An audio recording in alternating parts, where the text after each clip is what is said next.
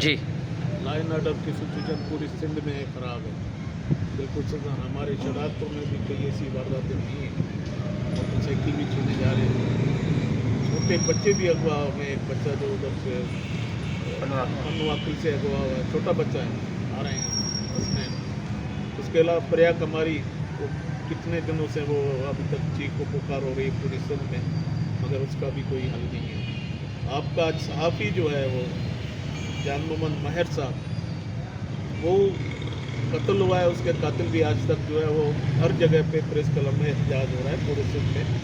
ہر جگہ پہ ہو رہا ہے مگر اس کے قاتل بھی نہیں پکڑے جا رہے ہیں تو لائن آرڈر کی سچویشن کیا ہی خراب ہے معاشی طور پہ لوگ پریشان ہیں گندم زمیندار جو ہے وہ انتہائی پریشان ہے پریشانی کے عالم میں ہماری خود گندم پڑی ہوئی ہے کوئی نہیں لے رہا ہے تو گندم کا ریٹ جا کے 2,500-3,000 ہو گیا ہے جو کہ 4,000 کے قریب تھا تو اب بتائیں کہ معاشی جو ہے وہ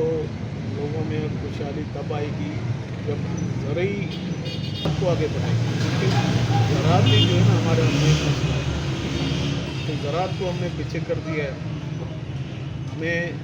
کھاد جو ہے یوریا اور ڈی اے پی جس ریٹ پہ مل رہا ہے وہ بھی بلیک پہ بک رہا ہے اس کے لیے بھی کوئی حکومت کی کوئی بھی اس کے اوپر کوئی نہیں ہے کہ وہ ہمیں صحیح ریٹ پہ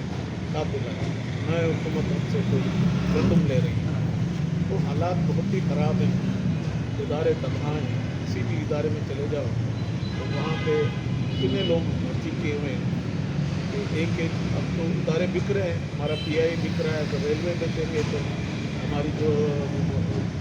اتنی بھی سڑکیں ہیں اتنی بھی روڈ ہے یہ سارے بکیں گے اس کے بعد بھی ہمارا قرضہ پورا نہیں ہوگا اتنا قرضہ لیا ہوا ہے اصل میں یہاں کے جو حکمران ہیں جو حکومت ہے انہوں نے یہاں سے پیسے لے کر اور باہر جو انہوں نے تاکہ دبئی میں یہاں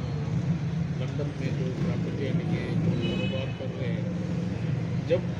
آپ لوگوں کو بلاتے ہیں کہ آ جائیں یہاں پہ آ کے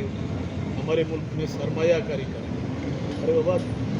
جو یہ بات کر رہے ہیں جو حکمران کہ آؤ ہمارے ملک میں سرمایہ کاری کریں ان سے کوئی پوچھے کہ بیٹے آپ کے بھائی آپ کے جو بچے ہیں وہ تو باہر سرمایہ کیت کر رہے ہیں آپ کی ملیں تو باہر ہیں آپ کا پیسہ تو باہر ہے آپ کے بنگلے آپ کے محل تو باہر ہیں تو آپ کس طرح لوگوں کو دعوت دے رہے ہیں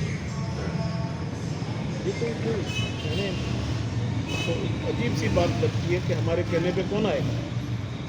ہم خود جب ان کو یہاں پہ سرمایہ کاری کریں اور جو ہمارے کسان ہیں جو زمیندار ہیں جو زراعت ہے اس کو آگے بڑھائیں تو انشاءاللہ تعالیٰ ہمارے مسئلے حل ہوں گے